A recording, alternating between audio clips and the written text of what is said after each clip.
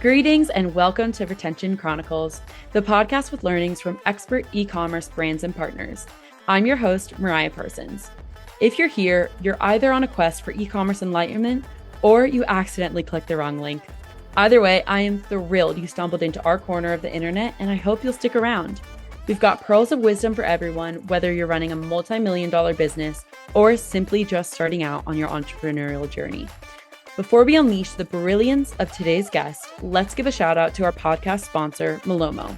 Malomo is so much more than just another Shopify app. They're post-purchase wizards, making beautiful and branded order tracking smoother than a jazz solo, so our amazing founders, like our guests, can keep their customers happy and up to date while they track their orders. So hit that subscribe button, like it'll increase your LTV overnight, and go listen to our other episodes at gomalomo.com. That's GOMALOMO.com.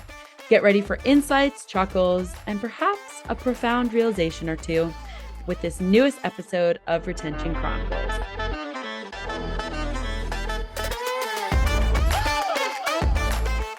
Hello, everyone, and welcome back to Retention Chronicles. Like I say so many times, it feels like on this podcast, this is the best part of my day when I get to sit down with all of our amazing e-commerce leaders that are doing really cool stuff in the space. And today is no different. So Savannah, thank you so much for joining us here today. We were talking about this before you hopped on or before we started recording. And we actually had your coworker, Dallas, on this podcast as well, which is fun because we've never had someone from two people from the same team who aren't on the same recording. We've done two team members together on the podcast. So this is a fun new way. And I'm excited to hear everything that you know and love and your experience at Mixhers. So I will pass the mic metaphorically over to you and let you say hello to our listeners and introduce yourself. Hello. Yes, as Mariah said, Dallas was on this podcast and she told me so many great things. So good. I'm glad. Hopefully we live up to it. Yes.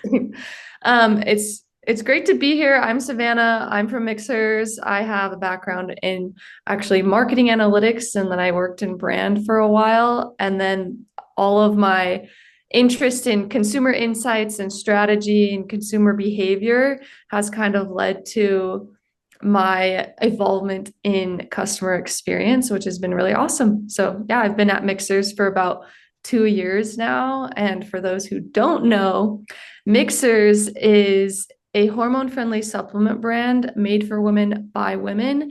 We have 15 hormone-friendly supplements for women that are highly absorbable, hormone-friendly, and so enjoyable. They all come in drink packets, so super fun to mix and match and increase nutrients in our diet. Love it. I forgot to mention this before we got on the recording, but I just went to Shop Talk. I don't know if you were there, if any of your team was there, but I went to the Amazing Women in E-commerce event that a lot of amazing peeps in the e-com space held or sponsored. And in their gift bag, they had some Mixhers packets, which I was like, oh my God, this is literally so ironic because it was in between when I was at Shop Talk, was in between when I spoke with Dallas and when I was going to now speak to you. And I was like, wow, sometimes the world is just so funny, you know? So serendipitous. That's wild. Yes. That's so fun. I didn't know we were in those, but. Yep, there we go. Yeah, so huge fans. Great introduction. Coming from marketing and branding to then going into the customer experience and like consumer insight side of things, have you always been more of a numbers person or more of a like creative branding type of person? I don't know if you can really distinguish the two, but it's interesting. That's a really good question. So I have been super interested in the numbers actually for years. So whenever I was in my undergrad, I had a particular interest in like accounting, finance, and then the marketing analytics. And then when I actually got into my program in marketing, I was so curious about consumer behavior and strategy and how like you can predict, what consumers are how they're going to behave and how that has a direct effect on revenue, things like that. And so like my more numbers interest and background and skill set kind of yeah, it all kind of funneled together because I've just always been extremely curious about the consumer and how they're behaving. And also, as far as like just strategy goes, strategy has also been extremely fascinating to me of just, yeah, a plan is not a strategy. A strategy is what's going to move us forward. And so that has, I feel like over the years, they go hand in hand, right?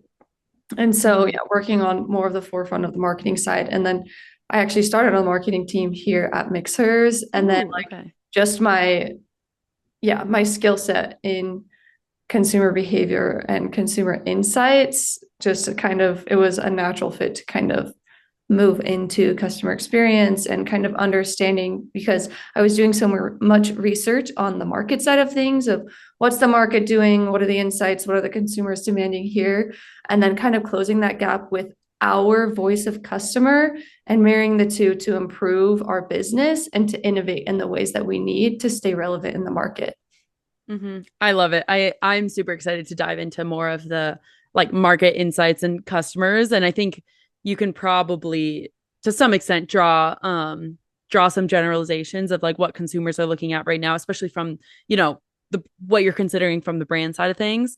So we'll put a pin in that for later. But I wanted to ask, have you always wanted to work in like the D2C e-commerce space, or was that like I happily found myself working in the e-com space? I didn't necessarily anticipate it, but some people, they know that, you know, perhaps they're more entrepreneurial, they want to work on the brand side of things. Is that you, or you happily found yourself in this realm?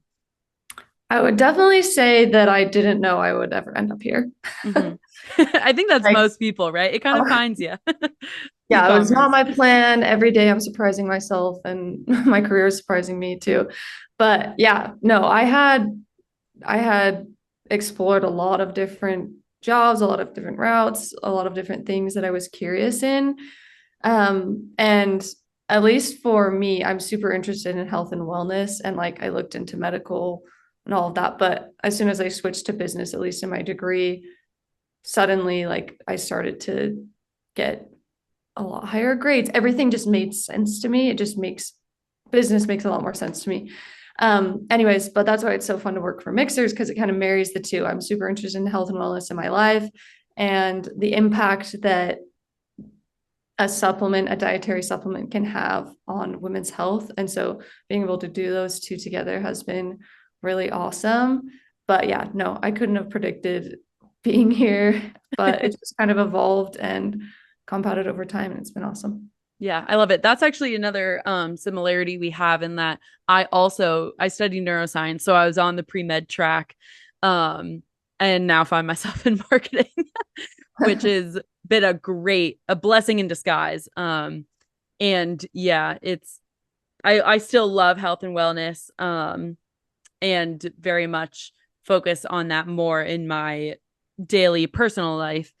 Um but it is kind of interesting how it there's a lot you can do within marketing. And I think, especially neuroscience, it relates so much into like consumer insights and buying behaviors and, um, you know, trying to assume or trying to use data to then predict, you know, like this is the specific messaging that will really relate or really resonate with customers. It's also fascinating.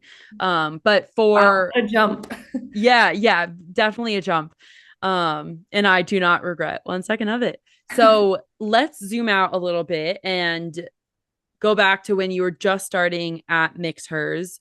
What were some of I know this is, you were on the marketing side, which is okay because we talk a lot about marketing and branding and retention because they're so related and customer experience.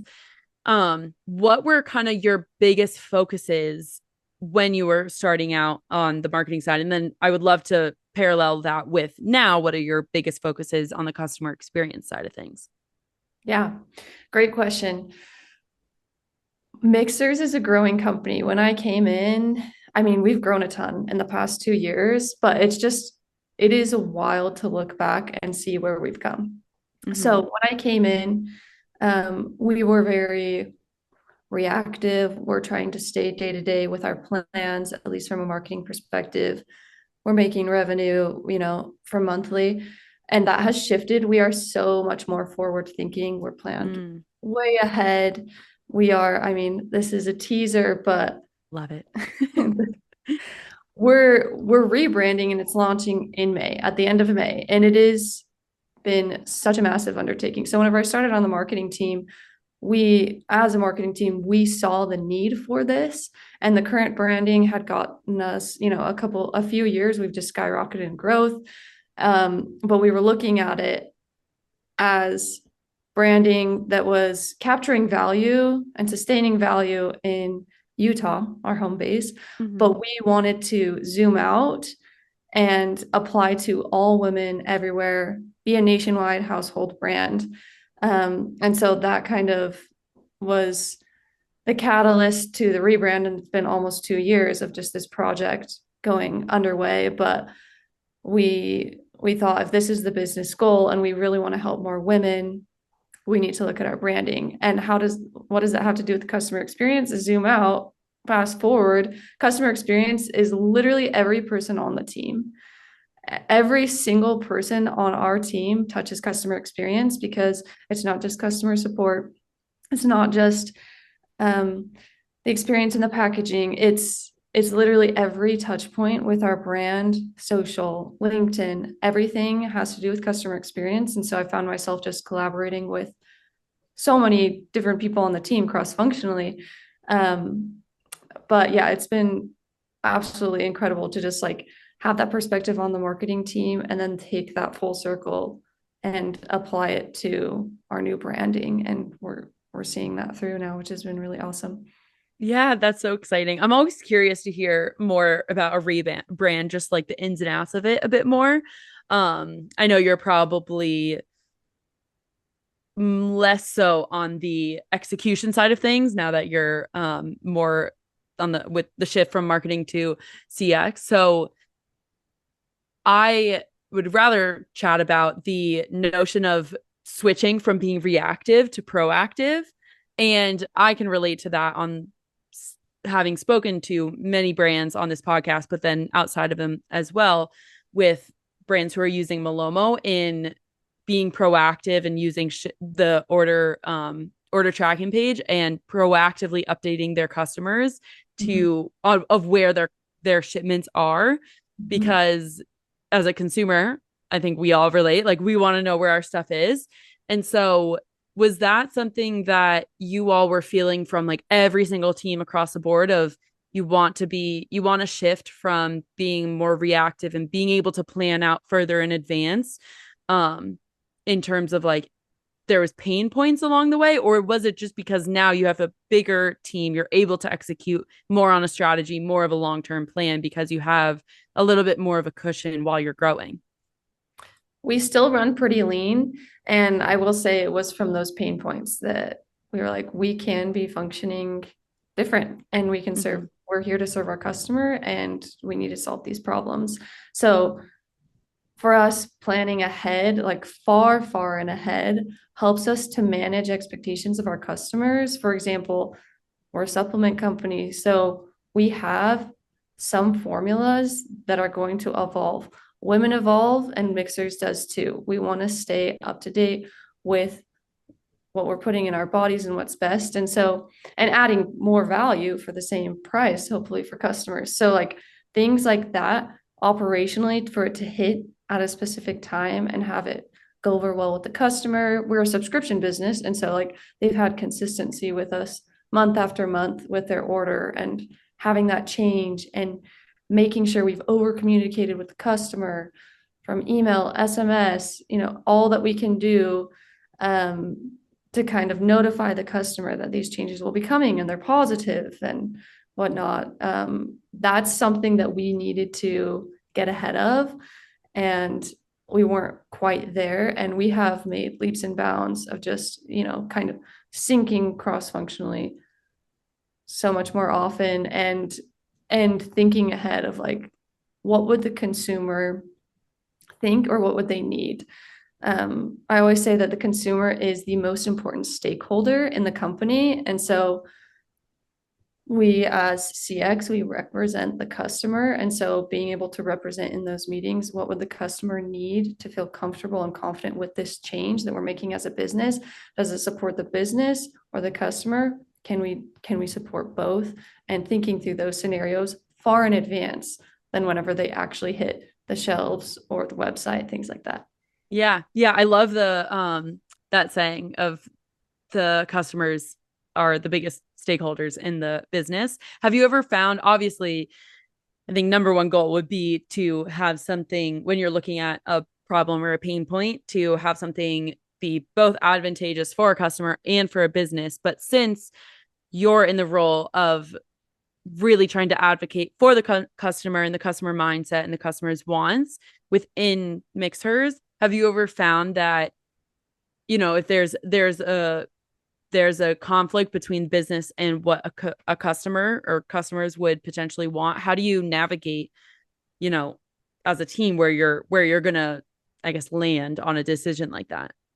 Totally.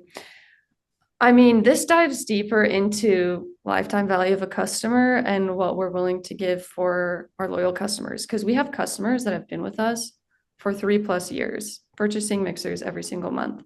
And for us, that's far more important than, us losing a bag of product or something like that. Like we actually, I will give credit to leadership for this. They do consider the customer in these decisions. We would rather keep them. And so we're going to do whatever we can to keep them. And yes, those trade-offs are made all the time, but we do try to see it from every angle of, can we get this earlier? Can we do this? Can we surprise and delight our customer in this way?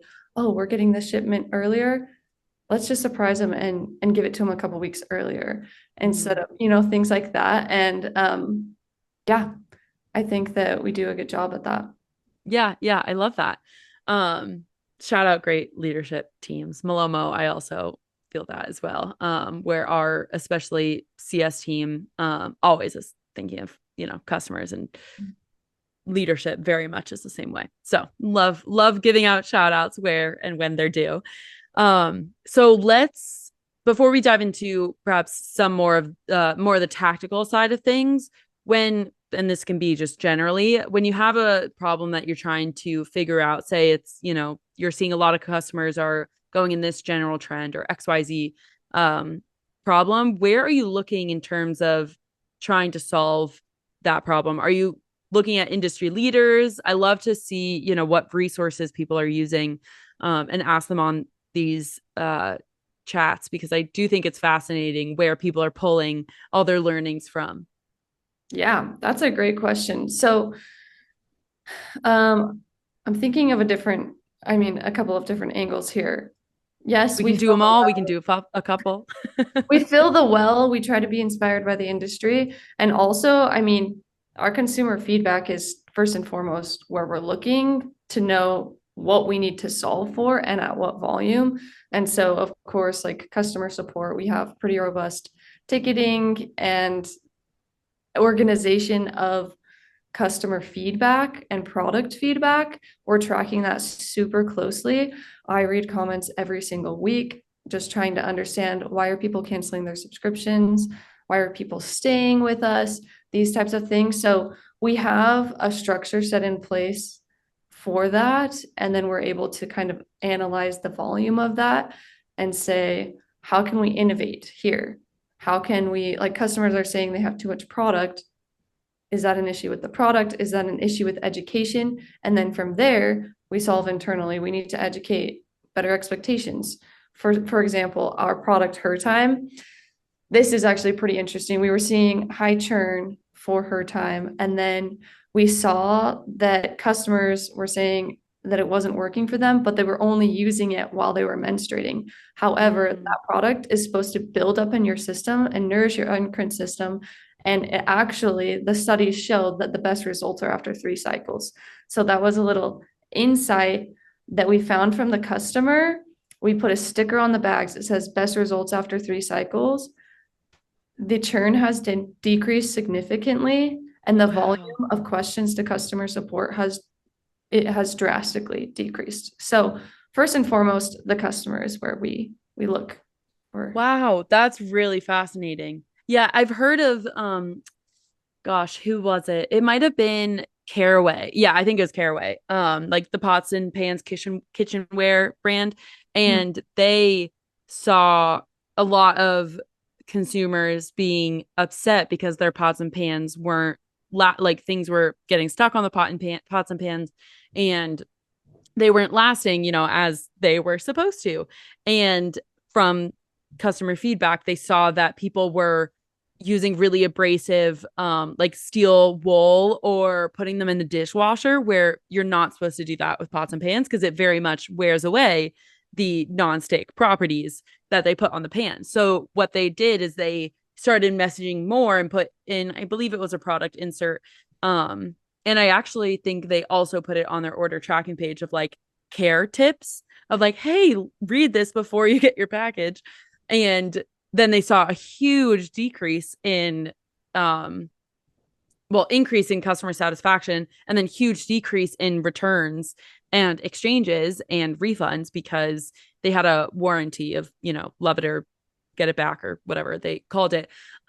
Just because they saw that people were cleaning them in a wrong way. And it's something like that with a little sticker or just setting the right expectations where it can really flip the switch and um, be incredible insight for a business. Totally. And it seems so simple. I mean, internally, we're like, oh, yeah, of course, like you take it every day. And then I'm like, yeah, that's something that we understand because we take these products every day. But if I'm across the country and I'm in a retail location and I'm picking up mixers for the first time and am I understanding how to use the product, Mm-hmm. how to Yeah. use it?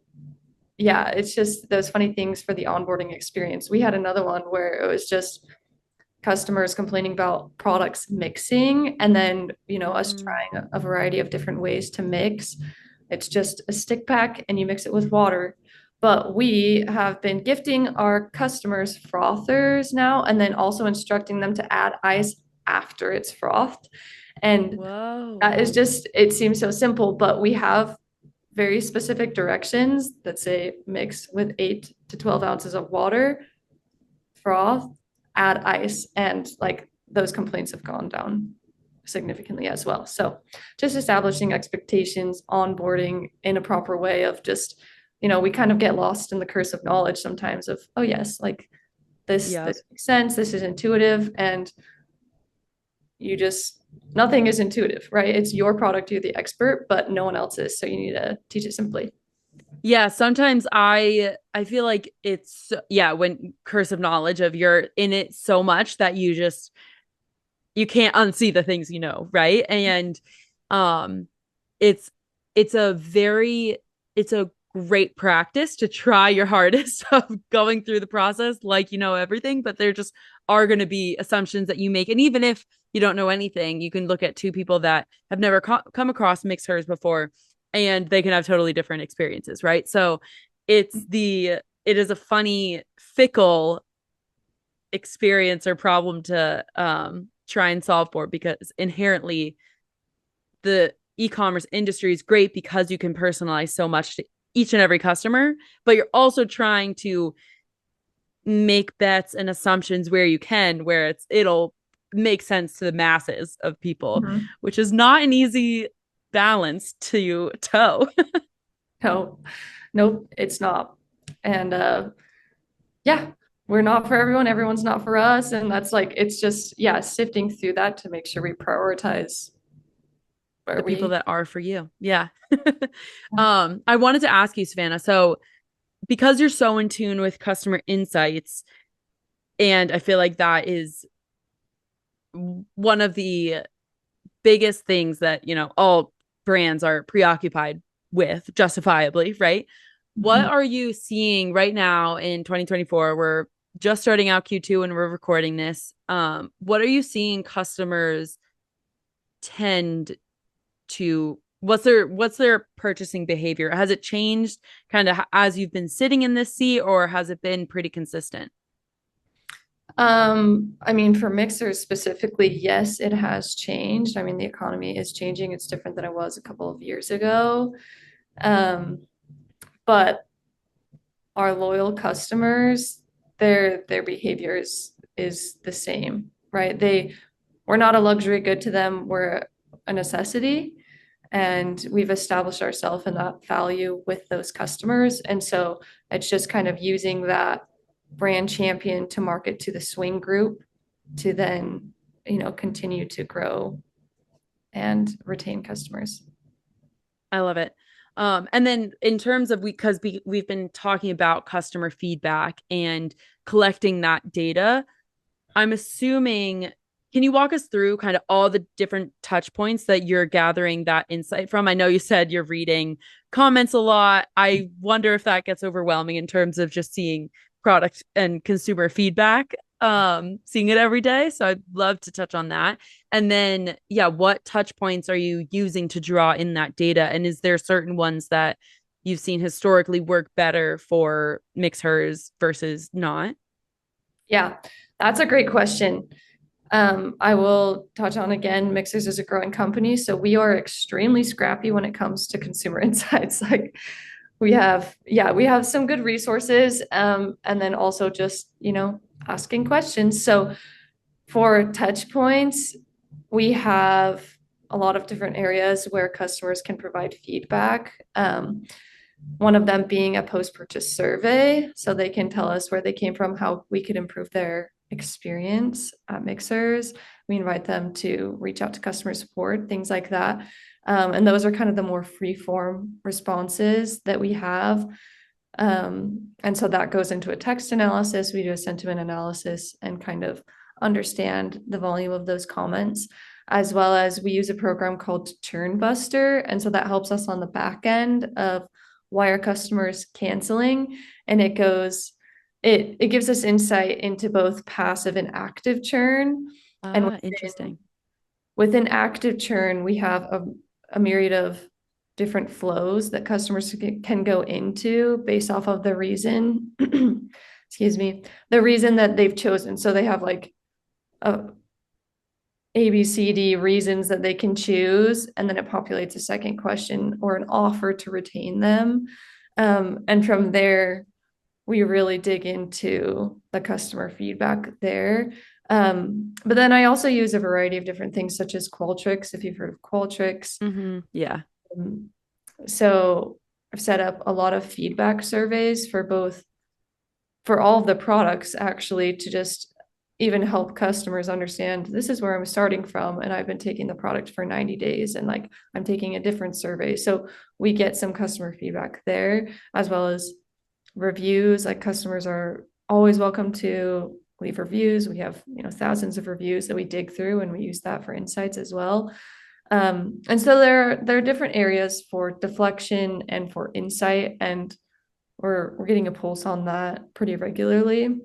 So that's what we use as far as like vocalized consumer insights. And then there's also the behavior, right? Like people will tell you what they value and what they think, but the behavior tells all. And so consumer Yeah. behavior is really, I mean, it's really telling. We have a program called Peel Analytics, and that has been something that I dive into to just analyze customer purchase behavior and how often they're purchasing, amount of days to their next purchase, what they're purchasing, which products they're bundling together, which product they're most likely to purchase next after they've purchased a specific SKU. So that is also something that I use pretty regularly to just, and I'm working on a project right now. I'm really excited about it, just with the brand team, of like really honing in on that in marketing to kind of guide the consumer along that route of, everyone who buys her time actually ends up buying her greens on month 3, but can we get them to purchase it on month 2? Can we guide them along that? Can we give them a sample ahead of time so that they've tasted the product, they have a higher confidence in buying the product? So it's so intertwined into the sales and marketing and all of that. Okay, I love that.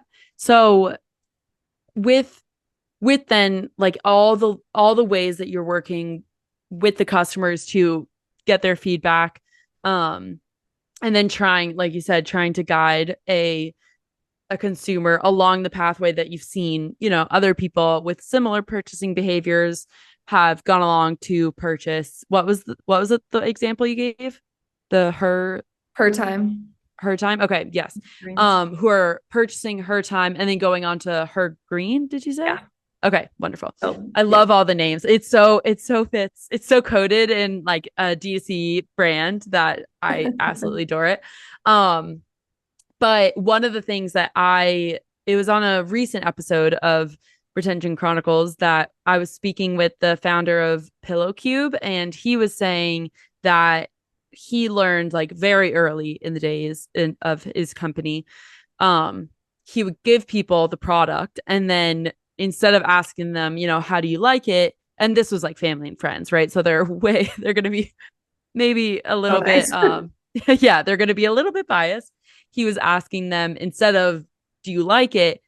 Can I have it back after like 60 or 90 days or whatever? And so he said that was a pretty good temperature check of checking if people actually really enjoyed it, because it took away the, I guess, more subjective of like, how do you like something that I've done and put my time and energy into versus, oh, can I have that free sample back? And he said it was a great indicator of, this is a good product because people aren't willing to give it back once they've tried it. And so he was talking about how, you can flip or even just edit or tweak the way that you're asking the people using your product how they're enjoying it. And it might be a totally different insight. And hopefully you're working towards correct insight, in his case, rather than getting a muddled or a biased feedback loop that is not maybe perhaps indicative of what the general masses would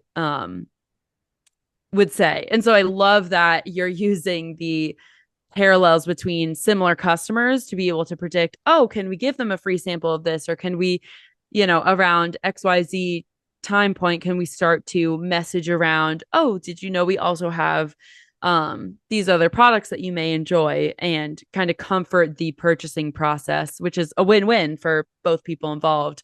I always say this as a consumer: if someone has put in, like a brand has put in the extra time and effort to understand me better as a consumer and show me their other products that I will most likely enjoy if I enjoy the original one I purchased, I'm happy to let a brand make those suggestions because they have consumer data of, oh, if I bought this sweater, maybe I'll like this shirt from you because of whatever. 20,000 customers have also bought this shirt after they've Totally. bought said sweater. And I think it can be an easy talk track for a brand operator to think, oh, I don't want to, push a sale onto my customers, and I don't want to scare them away. But most customers, especially if it's done well, right? You don't want to overwhelm and send 20 emails, right? Totally. Nobody wants that. Totally. But if it's done well and it has a lot of intentionality behind it, it can be something that a customer very much welcomes, if they're already enjoying, your brand experience and your product. Totally. Yeah. And one thing that we've done is we call them Mixhers mocktails. And it's a Love it. very natural way for us to just, within the educational flows that follow a purchase, just making recommendations for flavors of her time and her greens that go together. And mocktails that we've enjoyed around the office that we would love for women to enjoy everywhere. And so, yeah, that's been a way that we've done that. Also on the thought of Pillow Cube, that is so interesting. And I also feel like that consumer insight is so powerful for innovation and relevance long term, Mm-hmm. because it's not just the feedback now, it's the feedback of, okay, well, if you're willing to give this back to me, what are you using instead? And really like taking note of those substitutes of, okay, so Mm. what's the problem that customers are actually trying to solve? And am I able to discern that from this customer feedback that I'm getting? And if so, can we innovate to solve that problem? Because they're coming to us to solve a specific issue. And are we solving that issue for them? Yeah, I love that added lens to it of taking it one step further and being like, okay, if they do give it back, what is it? What does that look like? What are they still looking to solve? Solve this specific pain point that they're, setting out to solve. I also wanted to ask in your industry of supplements, do you see, and specifically having like a subscription service as well, do you see a lot of returns in your experience with customers returning, or do you have any um probably not off the top of your head, but any like metrics in terms of returns or exchanges, or is that something that you all don't have to really worry about? We worry about it, actually. Yeah, There you that's a go. really great question. So in our industry, it's pretty standard actually for supplements to have like a 90-day return policy just to kind of mitigate risk for the customer, especially like a consumable, you're consuming something, we're asking you to commit for a certain amount of time and for your health to change. Granted, a dietary supplement needs to be paired with behaviors to actually see lasting change. But yeah, we do see returns. And that is so telling. So I actually look at returns in conjunction with product insights to see if they match up of like any complaints we're getting from the product side of things, as well as returns, like what are our number one SKUs returned.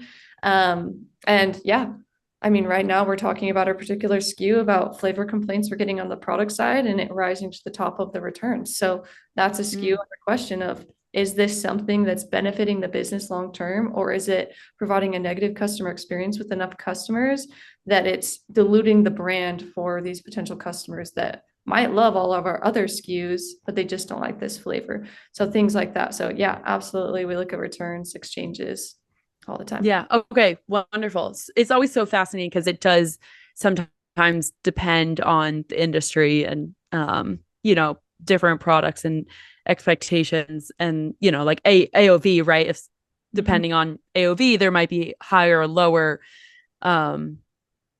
numbers around returns and exchanges and all that. And I have also, in terms of like taste, right? That is something that maybe it requires a whole different recipe, or I don't even, is that recipe the right word? Like levels Yeah, of formula. It's like formula, and then formula, there's flavor work on top of the formula. So like flavor profiles. Yeah, I think that's the word I was looking for. It sounds more advanced than recipe. I was like, it I like sounds recipe though. not. That's kind of fun. Yeah. We're gonna take that to our Yeah. manufacturers. Hey, Okay, good. the recipe on. Yeah. It gives it a fun, I think, fun fun lens to it. So, okay, yeah, taking like the flavor profile of, okay, maybe it requires a tweak, maybe you're scrapping the entire thing.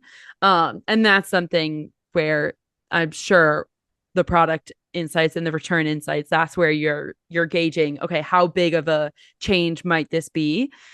Um and I feel like I only started really taking into account the differences of returns and exchanges across different industries when we launched our loop integration here at Malomo a little while ago, and ever since then it's been so fascinating because I feel like from a consumer's point of view, I always am looking to see if there's a return policy in place because sometimes you just don't know, right? And I, as a consumer, definitely expect that if it is something I've not tried before, it makes me feel better about if there's a guarantee, no matter how big of a window that is. And I think a lot of consumers are in the same boat, but then from the brand side, it can also be an easy path to walk down of, oh, I don't want to like return or guaranteeing returns might be a terrifying thing or a scary thing to do because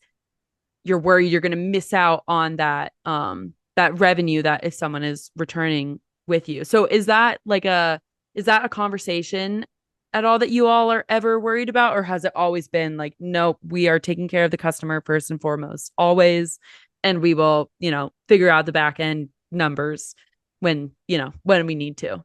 Totally. Well, we've gone back and forth a lot on this, and I feel like we've updated our terms and conditions to where we can protect the business and we can advocate for the customer. So there's always that happy medium for advocating for the customer and then also enabling them, right? And we want to Yeah. set the boundary. And so we have set boundaries. Our terms and conditions are within 90 days, you can return your product. And if it's unopened, that's a full refund. If it's opened and you have 50% of the sticks or less, like that's a prorated refund, things like that. And so we try to do what we can, but it's a consumable. They've opened the package, and so we've even been kind of lenient in accepting those returns. Um, so yeah, it's always, we have to be super clear with our subscribers as well of like, if you're opting in for a subscription, here are your terms and conditions, and these are your charge dates, and these are like the expectations on your side and our side in this agreement, because that's a mutual agreement. But yeah, if they're one-time customers and they want to return it within 90 days, we honor that. Okay, lovely. I like that yeah, with consumable like CPG products, it's I think harder because like exactly you said, it's consumable. So you recognize the percent of product that might not be there when you're looking at a return or exchange. And I'm sure a lot of brand operators in the CPG space, but probably every industry relate to it. Um, and so I know we've been talking a lot just around subscriptions and consumer insights. I wanted to ask you one final topic and then we'll wrap it up of in terms of the subscription program itself, can you tell us a little bit more about what the consumer experience looks like if someone signs up for a subscription of like what notifications they're getting? I know you just outlined the agreement, obviously, of this is what you're signing up for, billing and all that stuff. But what does it look like in terms of can a customer customize their subscription experience with you all? Have you figured out, this is the perfect window of a subscription that will apply for all of our customers? Yes. Oh, you're getting a sneak peek because we're Oh, revamping all really? of this. But yeah, no, it's so fun. So subscribers, I mean, it definitely is a benefit to be a subscriber of Mixers. You're taking the product every day, it gets delivered once a month, it's renewing every 30 days. When you become a subscriber to Mixers, this is the rebrand experience. So you'll get a beautiful experience box, is what we're calling it.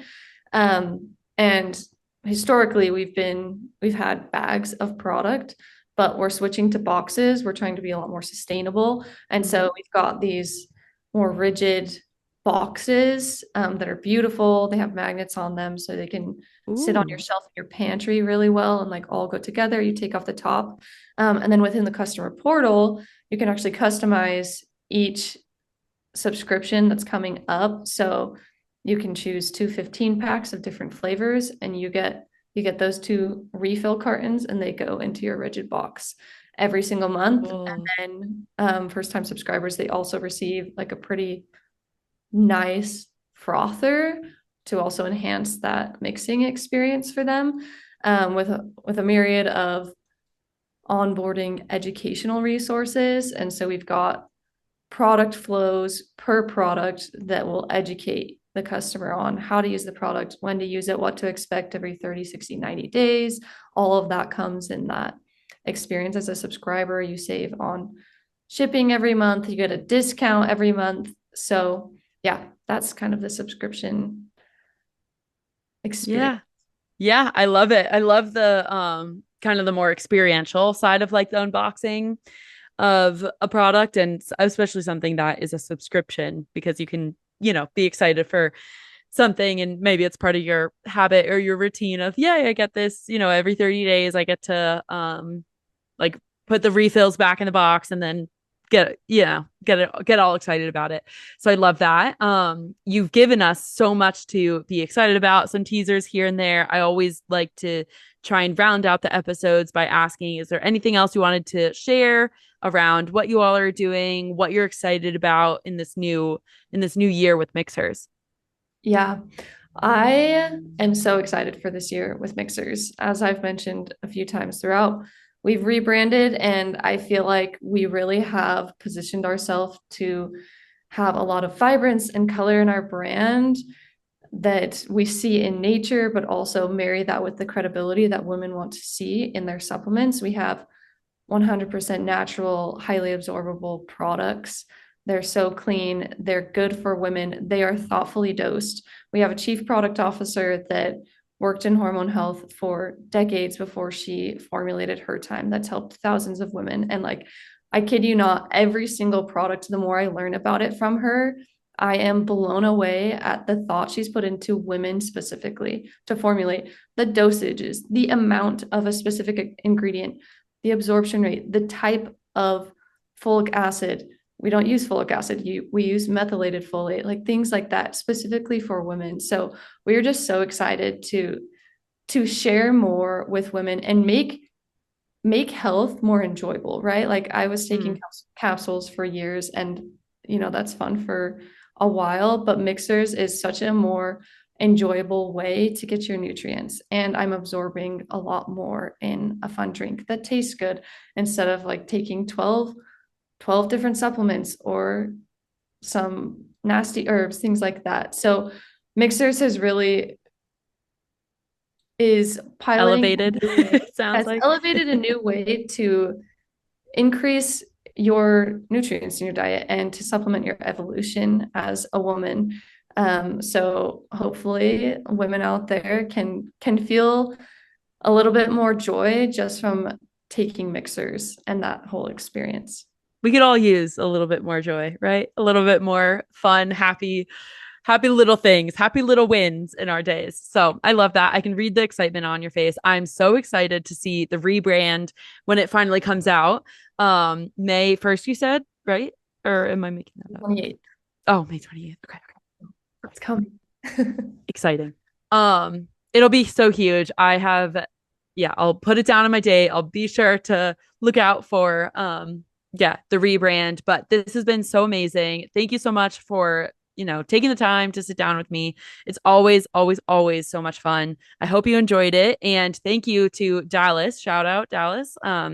She has the same last name as me, so I'll never forget it. Dallas Parsons. At Mixhers as well for connecting us. And I am so excited to stay in touch. Thank you, Savannah.